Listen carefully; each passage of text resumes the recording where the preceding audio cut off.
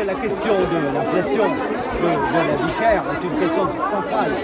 Chacun a pu voir comment les crises géopolitiques ont eu un impact direct sur le porte-monnaie des Réunionnais, sur l'augmentation des factures de l'énergie, sur l'augmentation de tous les matériaux, de tous les entrants, sur le prix du logement et puis bien sûr sur l'alimentaire.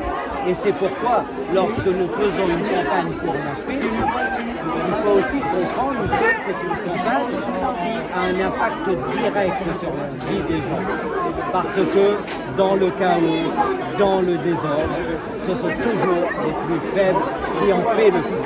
Contrairement à ce qu'on dit, je crois que ce lien est plus visible dans les îles que sur le continent, parce que ici, partout, tout le monde voit les réalisations de l'Europe, chacun voit des petits logos. Mais il y a une colère contre les institutions européennes, parce que l'Europe, c'est compliqué, parce que l'Europe, elle contrôle, elle surveille, elle punit, elle pose énormément de conditions. Et beaucoup de ceux qui bénéficient des aides de l'Union européenne sont en colère contre l'Europe. Et c'est cela qu'il faut changer aujourd'hui. Nous portons des propositions pour une Europe populaire. Non pas l'Europe des multinationales, l'Europe des lobbies, l'Europe aussi de toutes celles et tous ceux qui s'enrichissent sur les fonds européens. Prenez la situation à La Réunion. Vous avez quand même un problème entre la détermination de grosses enveloppes au départ et puis à la fin ceux qui en bénéficient, ce sont toujours les mêmes, toujours les gros, au passage une série d'intermédiaires qui se gavent et le citoyen là-dedans, eh bien, il ne retrouve pas son compte. Eh bien, c'est cela qu'il faut changer et c'est cette force-là dont nous avons besoin pour, dans le Parlement, pouvoir impulser des réformes sur les différents niveaux.